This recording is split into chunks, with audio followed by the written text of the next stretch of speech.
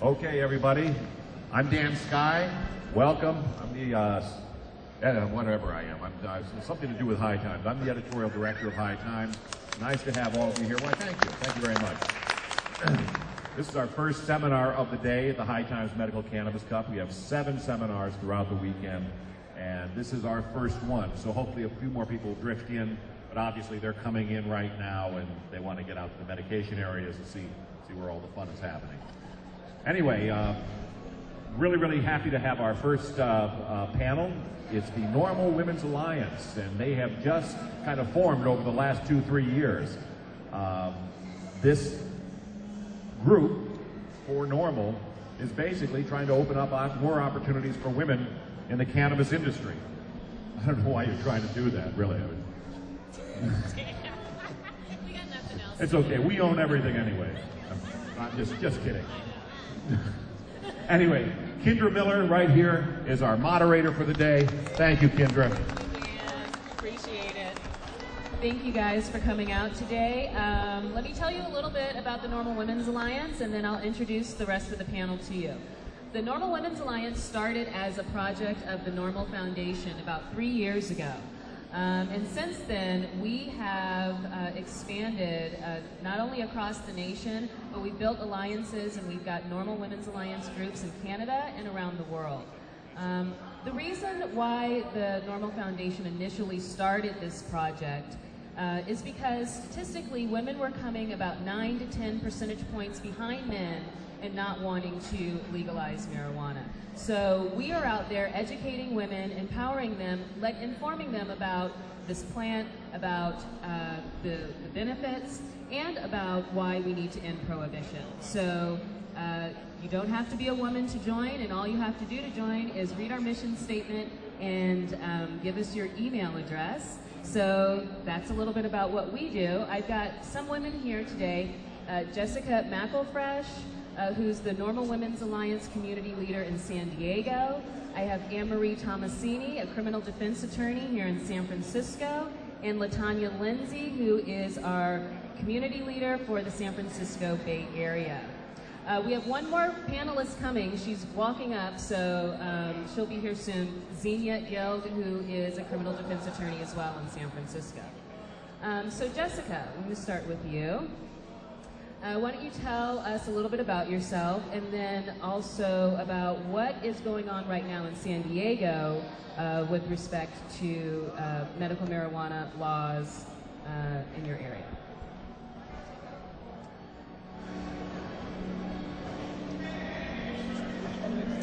Hi, my name is Jessica McElfresh, and I'm the community leader for the NORML Women's Alliance in San Diego.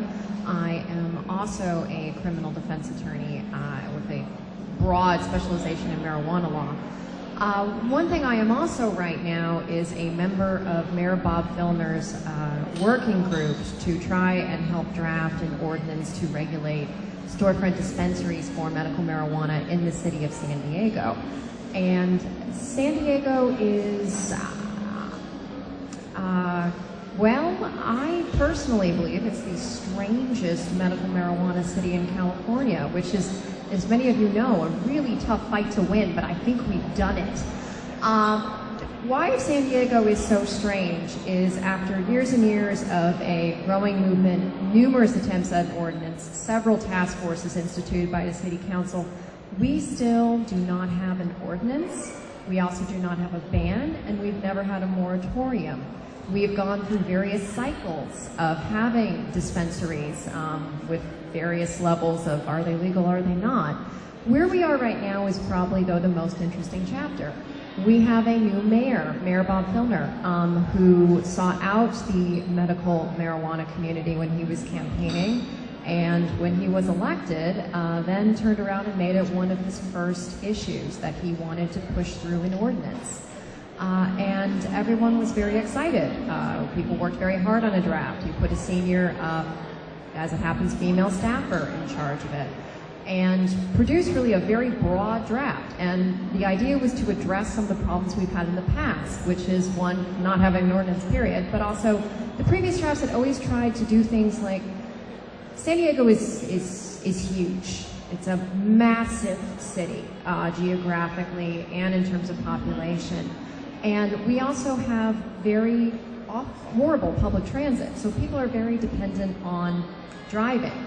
And if you've got access down, say, near the border, that's great if you're near the border. If you live more like where I do, which is way up, like near the tip top of the county, not going to do you much good.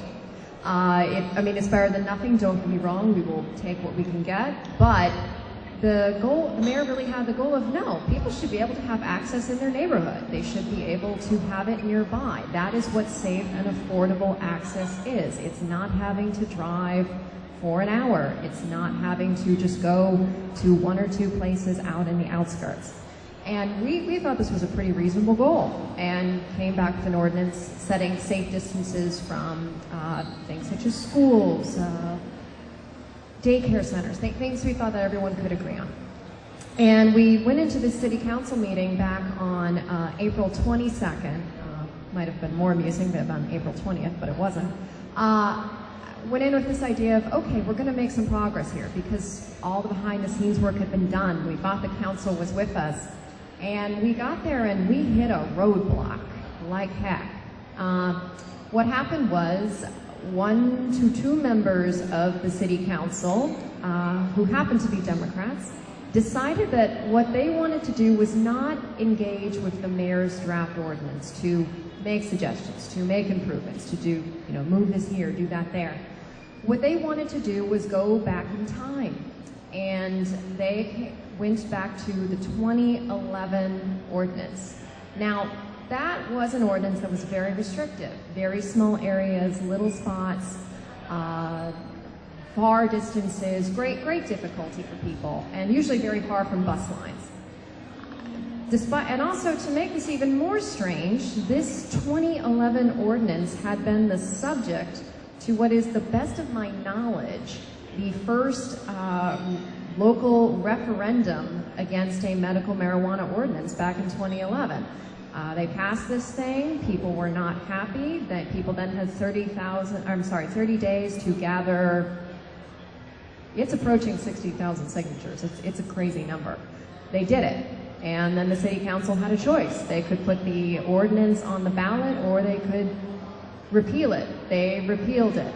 Despite this, the one city council woman wanted to take this thing out of storage and dust it off and make it slightly more restrictive. You heard me correctly, more restrictive.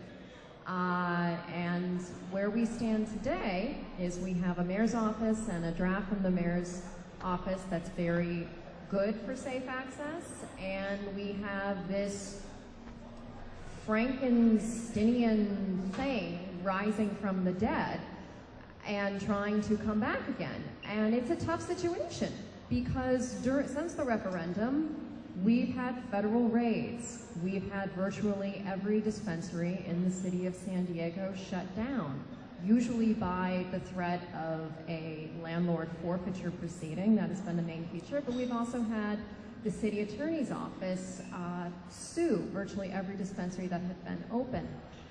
We are starving for safe access. We need something now, and that is going to mean a lot of compromise that I think we are prepared to make, but that's where we are with it and where we're hoping to be. And we need it sooner rather than later. The mayor, as a temporary measure back in January, had said, well, if you've been here for a while, like if you've survived all of these steps, we're gonna let you stay open. We, the city, will not go after you. Federal government didn't like that, went after at least one place that had still been open, raided it and shut it down. And unfortunately, a lot of other people decided to come into that void created by this announcement and open. So we've had a lot of unregulated proliferation. And I've had mixed feelings about it, because on one hand, I think that access is extremely important and people need it. And so I will generally go to bat for people. On the other hand, they've been unregulated, which is a very difficult issue to sell to the public. and to an already hostile city council. And as a result, the mayor's office only several days ago has announced that they're going to have to begin this cycle we've gone through before of calling out code compliance. It's code, it's not police, it's code, to look at these places, inspect them. I think we all know what they're going to find, and then deciding what to do from there. And it's a time when a lot of people might get disheartened because we're seeing federal pushback, just like the whole state is. We're dealing with a hostile city council, or at least people who need more education. And now we're, some people would say, getting mixed signals out of our #1 ally. I would encourage people, it's not mixed in a way. It's the reality of the situation.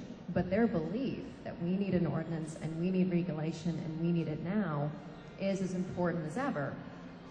But it's certainly always an interesting story.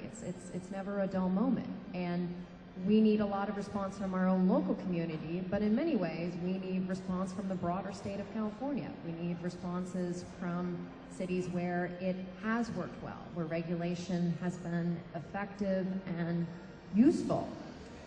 And it may seem strange, but even people who are just living in cities where regulation has been effective and useful and has brought good to your city and your life, those voices matter, because we hear a lot of right now, oh, it's crime, oh, it's this, oh, it's whatever, and you can know those things are false, but politicians are often afraid and behind the curve, and they don't want to get it wrong for a variety of reasons. So they're afraid of screwing this up. They're afraid of, oh no, I'm going to get whacked in the head. Everyone's going to think I want to ruin things.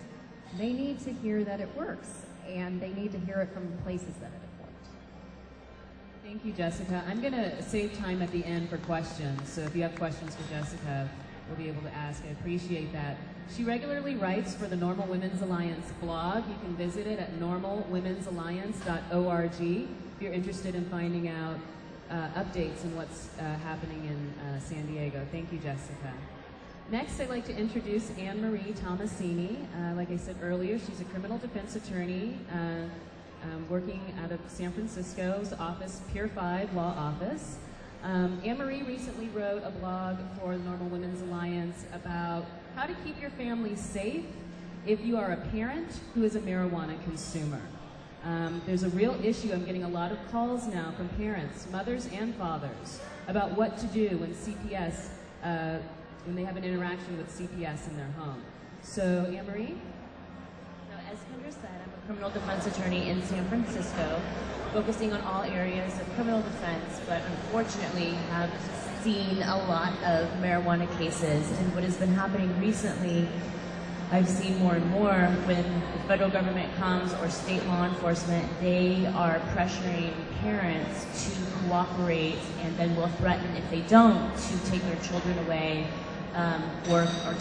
by calling CPS. And so it's been happening more and more and more. And so what I've done is be able to put some information together to help my clients when and if this should ever arise, or to help keep this at bay. Basically, the most important thing, if you have children in your home and you're medicating, just to have the smallest amount of medicinal cannabis available for your use. You'd also want to be able to post all of your recommendations very clearly. So if CPS does come into your home, or if law enforcement doesn't come into your home, you can show them where everything is located. If you are cultivating indoors, you want to make sure that the area is completely locked off so your children cannot access it. Same thing with outdoors, with a fence, with a barrier that they can't get through. Also, if you're medicating with your children in your home, you want to make sure, if it's a dual parent household where you're both utilizing cannabis, to make sure that one person isn't medicating, that both people aren't medicating at the same time, so that there's always one person there that can take care of the children and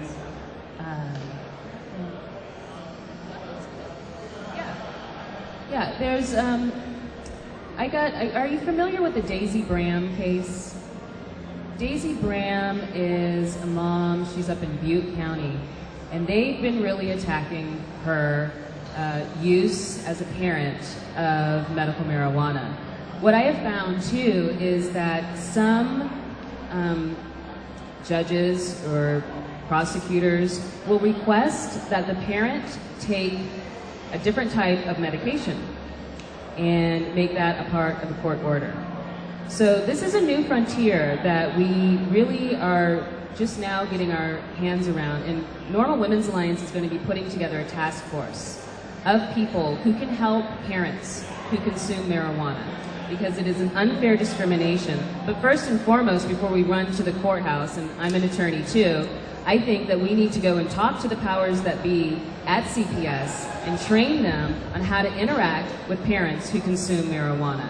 So please visit our website and get updates on our progress in that area. And Anne-Marie, and also Michelle Clark, who's in Colorado, another attorney.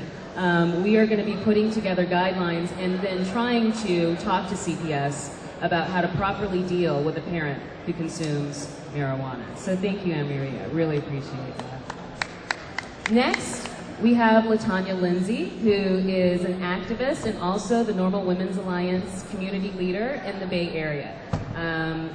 LaTanya, go ahead, take it away. Let us tell the audience what you do. Hi, my name is LaTanya Lindsay. I became a patient before I became an activist. I became ill due to depression. I had tragedy in my life at a young age. The doctors prescribed all types of medicine, which none of those medicines worked, and the only one that worked for me was cannabis. I then was at home. I had left my job. I was there for 10 years, and saw Oaksterdam University come on the news. And I thought it would be really interesting to grow my own medicine. So I decided to go to Oaksterdam. And when I got there, it felt so refreshing for me to be around like-minded people. So I'm one of the students that never left. I continue to volunteer, help in any way that I can, because I felt that I was so comfortable. I was feeling better. My depression was leaving. And then April 2nd happened and we had a raid. It devastated us all. We all felt that the only thing we were doing was educating people the proper way. So that when people got into this industry, that they would understand what they could and could not do. And so after the raid, I became really angry because we had built a great community there. And so I found Kendra with NORML Women's Alliance, and I decided that it was time for me to come from behind the curtain. And most people, when you hear Oaksterdam University, you hear of Dale Jones. But just to let everyone know here that Richard Lee placed a woman in key positions at that university. And so what happened after the raid is that we scattered. So Dale is still running the school. And so now I'm with NORML Women's Alliance. And so other people who work there are doing other things. So the raid jolted us, but it made us fight even harder. And so that's why I'm here today. And I just want to encourage women, because when I was at the school, we didn't have very many female students. And we want to get involved as well, but we don't know how. So I felt as a student advisor that I could help the women. And so it did. It made some of the women come out who were in the class.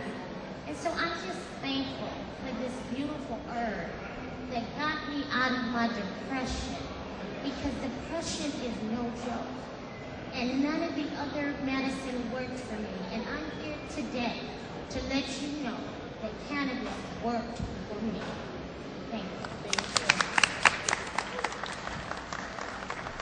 Last last but not least, we have Miss Xenia. Thank you so much, Xenia, for showing up. I know it was a wild ride getting here. Xenia is a criminal defense attorney in San Francisco. So Xenia, please introduce yourself. And then, if you can, Xenia recently wrote a blog for the NORML Women's Alliance about the recent California Supreme Court decision, the Riverside case. If you can explain to us the impact of this case and what it means. Thank you. I'm going to stand up because I flew in from San Diego yesterday, and I was fortunate enough to be on a Southwest flight, and I don't know if any of you heard about their computer system closing down for 3 hours. So I've had about 2 hours of sleep, so I'm going to stand up so that I stay awake. Walk around. Make it your home. And, you know, the whole time I was like, you know what, I'm so lucky. I'm sitting in this airport for 4 hours. I'm so lucky. Why? Because I'm not in prison. And, you know, so many good people go to prison because of a plan. It makes no sense. I spoke, I don't know, about 2-3 years ago at one of these conferences, and I call it my I'm over it speech. I was so angry because it seemed like the federal government, the state government, everyone was cracking down. Everyone was going after dispensaries. Everyone was going after small growers. Everyone was just trying so desperately to shut this movement down. And you know, today I come here and I am so thrilled to see what's happened in the last 2 years with marijuana in general and medical marijuana specifically.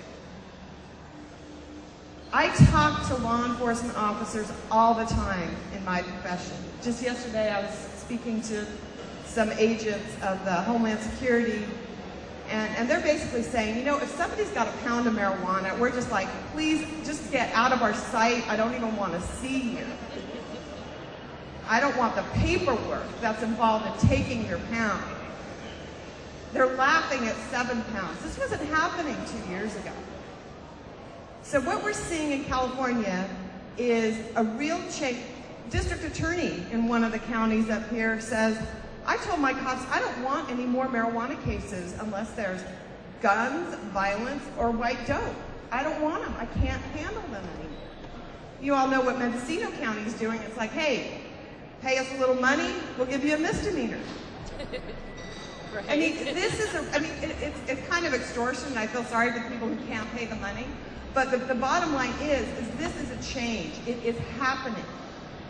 My son just graduated from Northeastern Law School in Boston.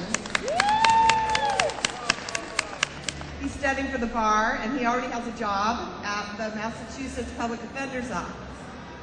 So my dream is, once this marijuana thing's legal, I get to go to Boston and take care of my grandbabies, right? I'm over it. But I'm over it in a positive way. So Kendra talked about my blog, and I'm really excited about this because I've never in my life written a blog. I didn't know what a blog was, okay? And Kendra goes, oh, will you write something about the new decision? And I'm like, sure. And then she tells me I wrote a blog. So I've written a blog, thank you very much. My son was very proud of that. Still don't know what Twitter is, okay. And, you know, when I read the Riverside decision, as a criminal defense attorney, I was thrilled. Because I cannot tell you how many district attorneys and judges have told me, no, you can't sell marijuana. And you're looking at the statute and you're going, you shall not be guilty of possession with intent to sell, sales of marijuana under certain provisions. And I'm like, so what do they mean when they say that?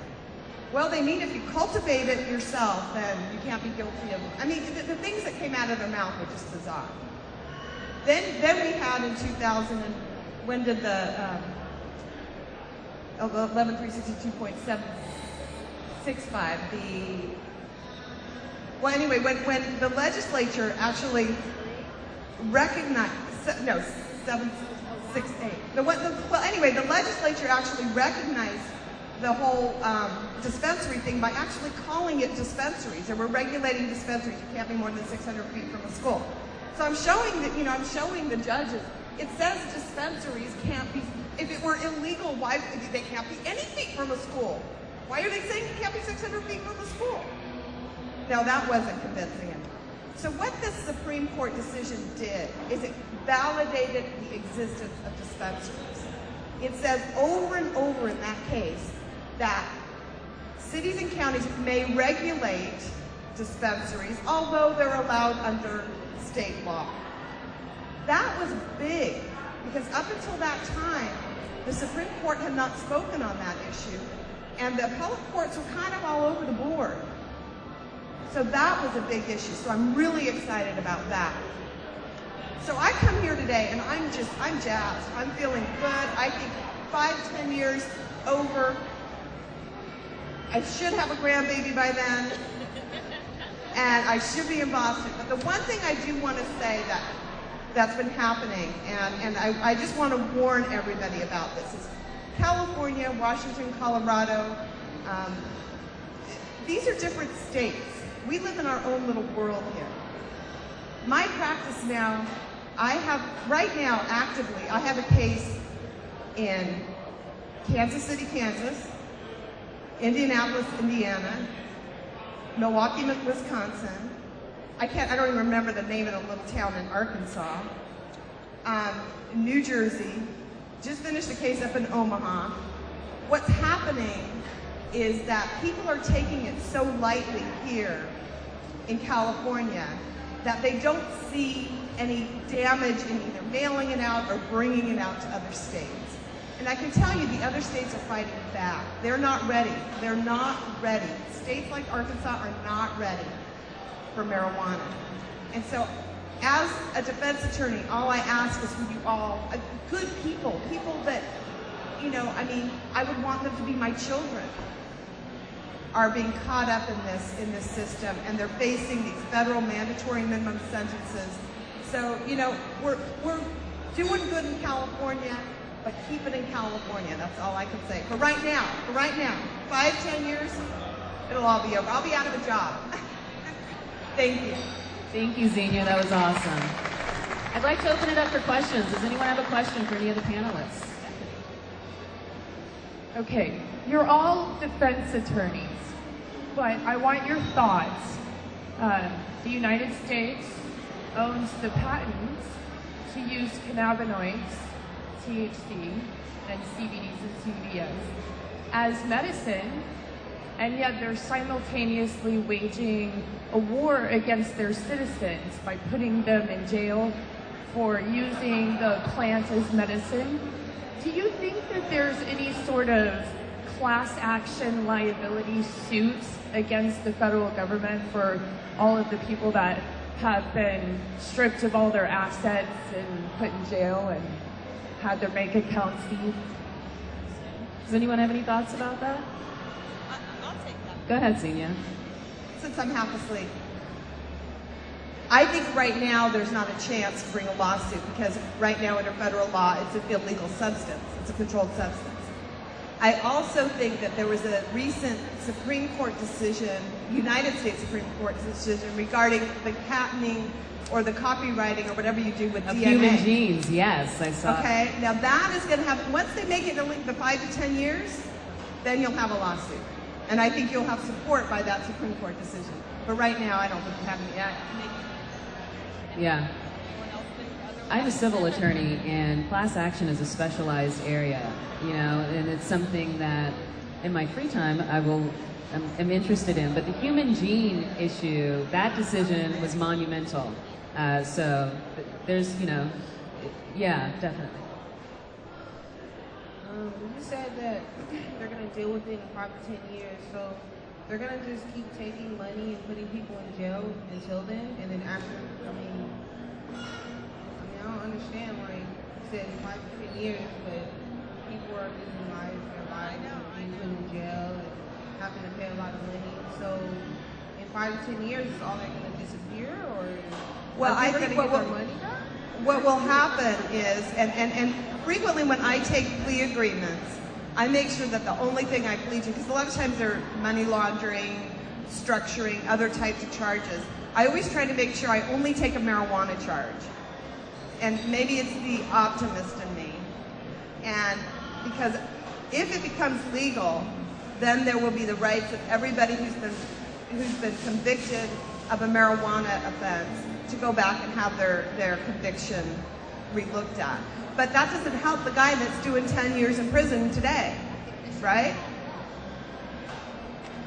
Yeah, this was a very good question, because that's the problem with a lot of people and the activists. You know, we can't afford to wait 2-4 years. People are being arrested. This needs to stop, which is why we need you to get involved. Any questions? Granddaddy Mike, thank you for showing up. Thank you. Thank you. Thank you all for coming. I want to thank High Times for showing us how empowered women are in our industry. And I want to point out that there's very few industries that are as well represented by women, and I appreciate you all coming. I have a couple of thoughts about a number of things.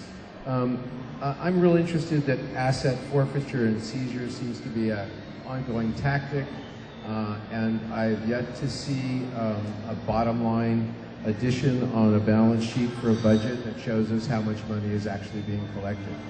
So I would suggest that that's one thing that we can do to point out how imbalanced this process is relative to our culture, in that they're not even willing to account for how many Hummers they're buying and Escalades and how many SWAT teams and how much inappropriate training they're getting.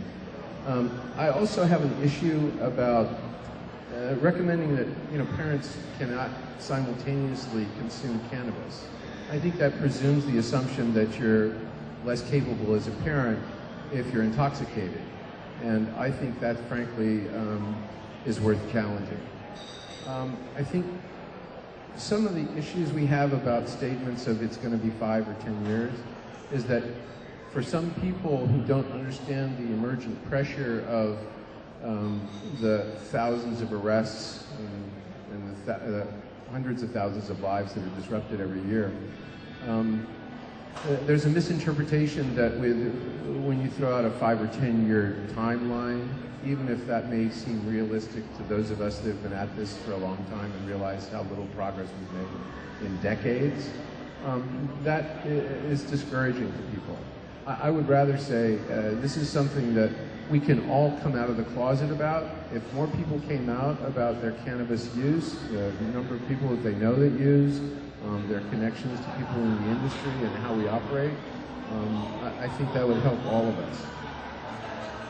And I think, good point. However, like Zemi was saying, there are certain states that just are not as far along as California is. And realistically, we're not going to get in Arkansas or Mississippi as quickly as we're going to get legalization in some of those other states. Xenia, did you want to? Yeah, I want to comment because I don't want, in my somewhat glib presentation, I don't want anyone to think that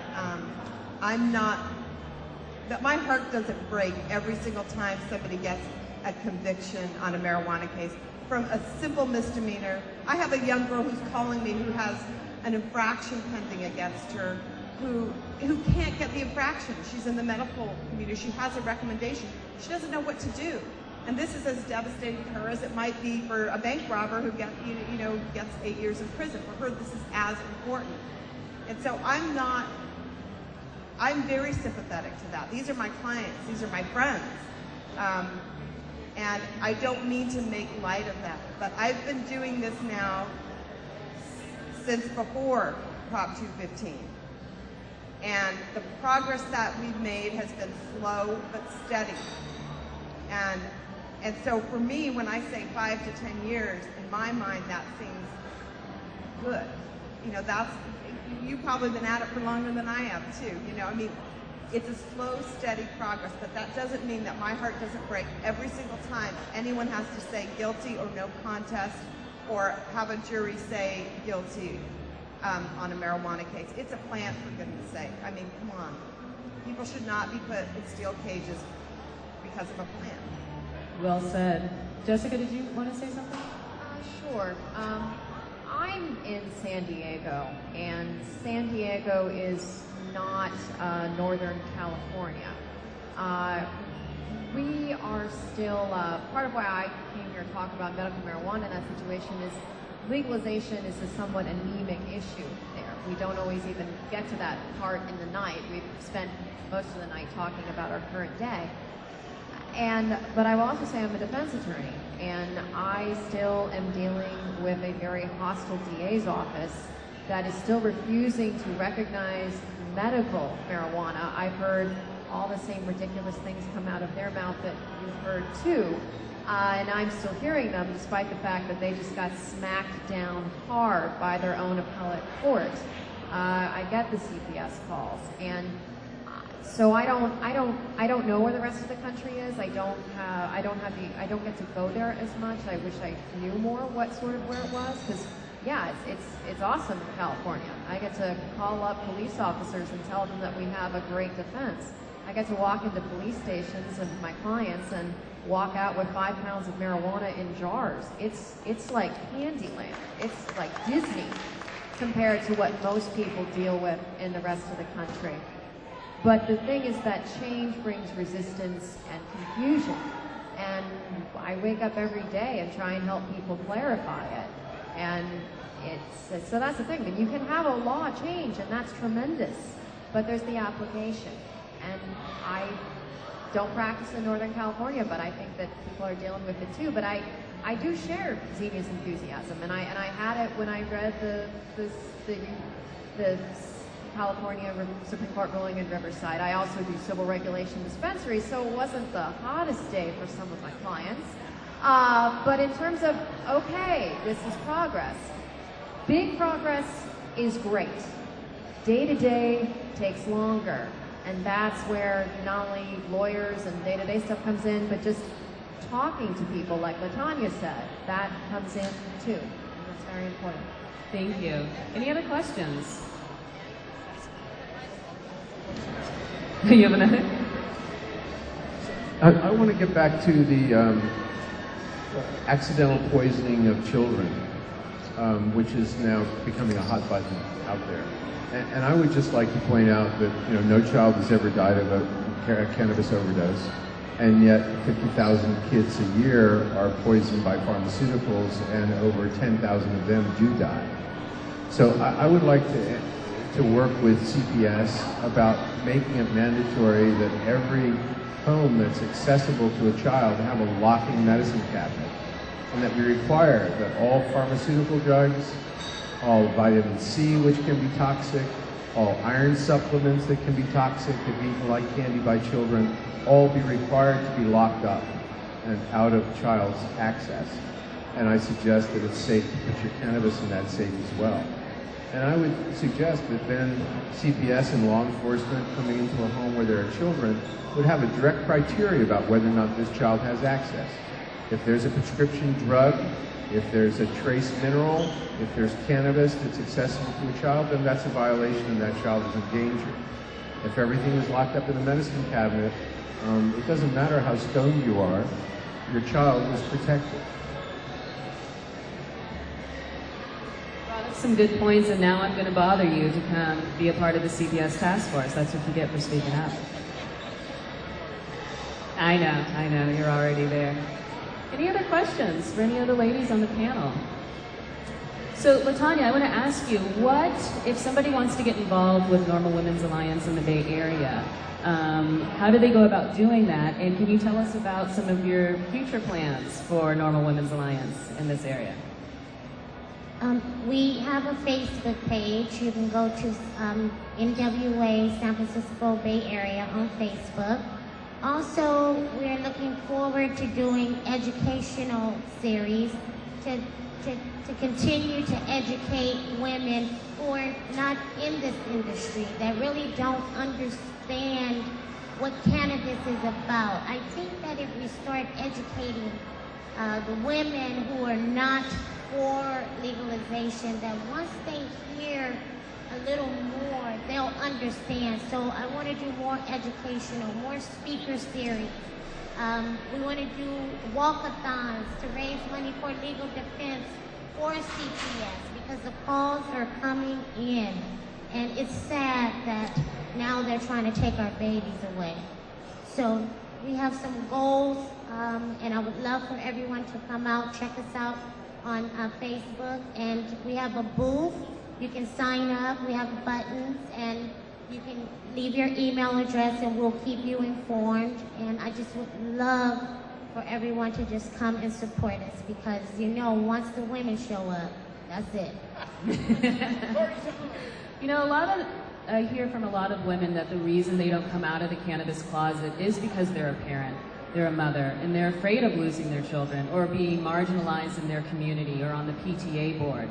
But now we're at the point where they're coming after our children. So staying in the closet or not, either way they're coming after our children. So it's really important to get involved in whatever way you can. And what we ask most of our members to do is simply talk. That's one thing women do very well. So what we ask you to do is talk. Talk to your grocer, talk to the people in your neighborhood, talk to the other parents on, you know, your kid's soccer team. Just talk, get the facts, and educate yourself. And you can visit our website, NORMLWomen'sAlliance.org, for more information. Senia? Yeah, one thing that I've been noticing with the CPS, and I just confirmed with Anne-Marie that she's noticing it also, is I think that, you know, they're kind of getting that marijuana is not toxic even in an overdose. Dr. Denny, my favorite line when he testified was, he asked him how many people have died of taking too much Vicodin, you know, tens of thousands a year. How many aspirin, you know, thousands a year. How many marijuana? 0. The only way you can die from too much marijuana is a 100-pound bale falls on your head. You know, the jury loves that. And I think that there's so many studies now that just show it's not toxic. So what they're doing now is they're going at it as the lights are too hot, okay? The never bypass, never bypass, never bypass. The bypass is dangerous. On outdoor gardens, you're encouraging armed home invasion robberies. So, you know, they're kind of shifting their reason why it's dangerous to the children. You know, it's hard to tell them, well, if it were legal, then we wouldn't have home invasion robberies because I'd be able to get this for $20 a pound. Be that as it may, I think that they are starting to get that, but they're shifting their argument. So you want to make sure your garden doesn't have hot lights and all of that lovely stuff. And the electrical system, you know, like make sure you're in compliance with building and safety. That's another big one. You know, if you're rewiring the house, make sure that you've got the proper permitting in place. There's also, since we've got a little bit of time, a new blog series that we're starting on NORML Women's Alliance called Ask Dr. G. And I'm going to put her on the spot because I don't think she was prepared to speak today. But we've got our own resident doctor that's answering questions for us, and she just recently did a blog about the use of cannabis in the life cycle of a woman, which I just thought was great. I mean, we all know it helps with PMS. The rest of the world's just finding out. So Dr. G, would you like to say a few words? Sure, I would. Thank you very much, Ms. It's an honor and pleasure to be blogging with a fine group such as the Women's Alliance. Basically, historically, marijuana has been used for women, by women, and for them for various stages in their life cycle, everything from PMS, don't recommend it during pregnancy or lactation, but postpartum depression, menopause. It has been shown already in test tubes and in mice to stop the spread of cancers, and perhaps most of all, it's already been shown to help with so many diseases that I think anyone who has a serious disease, it's an honor and a pleasure to consult with them and see if there isn't a way that cannabis can help. Now, in other clinics, when I've worked, I've had maybe 4 out of 5 people who come in who are male, and I've been asking and asking, where are the women, where are the women? Well, some of them are still at home and taking care of kids, and that's why I'm located here in American Canyon, which is in the Napa County. That's why we go out and do house parties and visiting to try and help people by seeing them in their homes to get around some of the things that folks are talking about here. But I love women.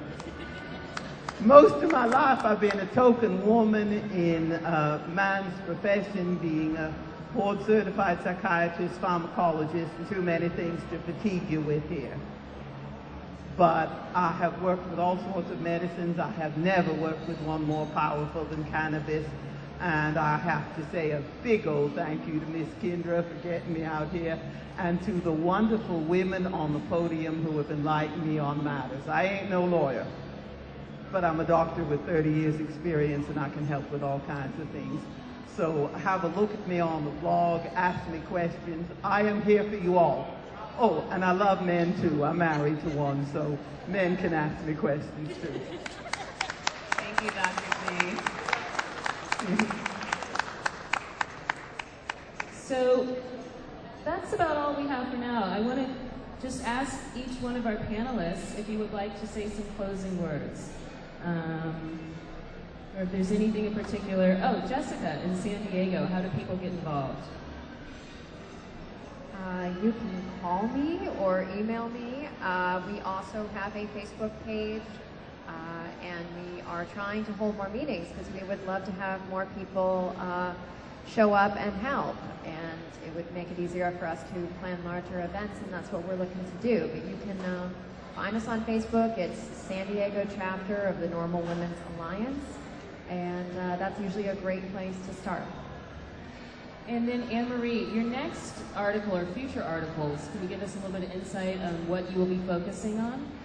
The next few articles will be focusing on trying to work with CPS to have a baseline for their procedures and policies, because right now they're all over the board, their manuals are old, and so we want to try to put something together so we can go in and educate CPS so there is a standard so everyone knows what that is, because right now it's all up in the air and it varies from county to county depending on whether you're in a environment such as Humboldt County or Mendocino versus somewhere like San Mateo, where the social workers are going to be more conservative versus more accepting of the medicinal cannabis community. So that's what we're trying to focus on, is a cohesiveness and keeping everything streamlined.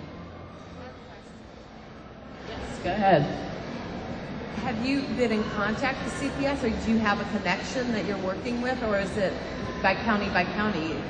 I think we're going to have to do county by county, but right now there are, I'm working with a couple family law attorneys who work with CPS, and then I'm also been speaking with one CPS worker in San Francisco to try to get their perspectives and ideas on how to get everything together so we can all work together to have some kind of conformity in their procedures and process. And LaTanya, I just want to thank you for all the work you've done in the Bay Area. This is a tough area to organize, and you've been doing a really great job. Is there anything that you'd like to say in parting? I just want to thank everyone for coming. And if you can talk to one woman in your life and tell them about NORML Women's Alliance and encourage them to go to the website to learn more information, because if you just catch one more, that's really a good thing. And I just want to say that this cannabis is a fabulous thing, and until I'm gone, I'm going to fight for this beautiful plant. And I just want to thank you. Thank you, LaTanya. Xenia? I want to thank the doctors, because they're on the front lines. If it weren't for the doctors, there'd be no medical cannabis. So my hat goes off to you, Madame, and to all the doctors out there who are brave enough to fight the DEA and fight the medical board and do what's right. Thank you. Thank you. Thank you. And on that note, I would also like to take a moment to just say, Doc Molly Fry, we're thinking about you. We haven't forgotten about you. I miss you terribly. I didn't mean to start crying. So, are there any more questions for any of the panelists? All right, well, thank you so much for coming out. Thank you for supporting the NORML Women's Alliance. Look for us in your neighborhood.